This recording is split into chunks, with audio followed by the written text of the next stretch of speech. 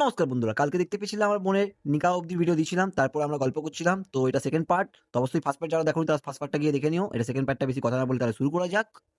দেখতেই পাচ্ছ গাইস, আমরা খেয়ে দিয়ে আসি, এখানে এসেই আমরা শুরু করছি গোপালের পিছনে লাগা। তো সবাই গোপালের পিছনে লাগতে শুরু করি, আমরা হাসি মজাক করি। তারপরেই দেখতে পাচ্ছ এই ববিতাজি আমাদের বোন, দেখা হয়েছিল মেহেন্দি আর্টিস্ট।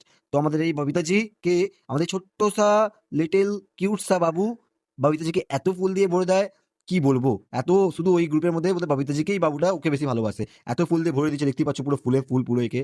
তো যাই হোক, তার মধ্যে চলে আসে আমাদের তহিদ ভাইজান। ও আসে, ও যেহেতু ও খুব খুশি, ওর জামাইবাবু ওকে টাকা দিচ্ছিল, ওকে খুশি খুশিতে উপহার দিচ্ছিল, টাকার উপহার। যেহেতু ও জামাইকে খুব আদর যত্ন করে খেতে দিচ্ছিল, তাই ও নিয়ে ছোট শালাবাবুকে একটা ছোট্ট পাড়া উপহার দিচ্ছিল। তারপর দেখতে পাচ্ছ আমাদের বোনকে এখানে যত মহিলা সমিতি সবাই রেডি করছে বর আসার আগে।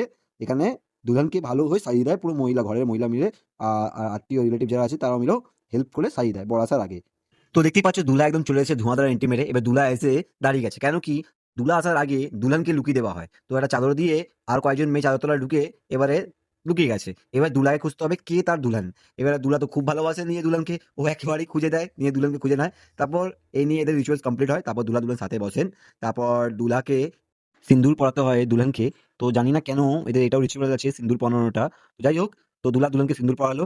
তারপর একবার দুলার ইজাজত আছে নিজের বউকে দেখার, তাও কি আয়নাতে। আয়নাতে তাকে একবার দেখতে দেওয়া হয়, তাও কেউ না দেখে, শুধু দুলাই দুলহানকে দেখবে, তারপর আর দেখতে পারবে না। তো যাই হোক, দুলা দুলহানকে দেখে। তারপর আমরা চলে আসি ঘরে। তারপর দুলা দুলহানকে ধরে থাকে এবং দুলহানের হাতে কিছু চাল দেওয়া হয়, সেটা দুলহান পিছন দিকে ছড়ে। এটা কেন ছড়ে তো আমি বলতে পারছি না। যাই হোক, এদের অনেক রিচুয়ালই আছে, আমি দেখেছি আমি মুসলিমদের। যাই হোক, আমি মুসলিমদের বিয়ে দেখা আমার খুব তামান্না ছিল, সত্যি বলছি এই তামান্না পূরণ হলো আমার, আমার বোনের জন্য। খুব সুন্দর লেগেছে মুসলিমদের বিয়ে, খুব সুন্দরই হয়, আমি দেখেছি খুব সুন্দর হয়েছে আমাদের নিয়ম থেকে নিয়ে সব কিছু। তো যাই হোক, তারপর বোন বা দুলহান নিজের মায়ের হাতে কিছু চাল তার আঁচল থেকে বের করে দিয়ে দেয়। শেষে যাবার পর কিছু অন্ন তার ঘরে দিয়ে যেতে হয়। যাই হোক, এইটার পিছনে কোনো রাজ আছে, সেটা জানি না আমি কেন। তাও যাই হোক, সব রিচুয়াল কমপ্লিট হতেই সকলে ধরে তাকে কাঁদতে শুরু করে। কেন কাঁদে তোমরা সকলেই জানো। একটা মেয়ে তার বাপের বাড়ি ছেড়ে, শুধু বাপের বাড়ি নয়, মেয়ে তার গলি ছেড়ে, মেয়ে তার বাড়ি ছেড়ে, মেয়ে তার পাশের বাড়ির ফ্যামিলি ছেড়ে, মেয়ে তার পাড়া ছেড়ে সে যাচ্ছে অন্য জায়গায় পুরোপুরি।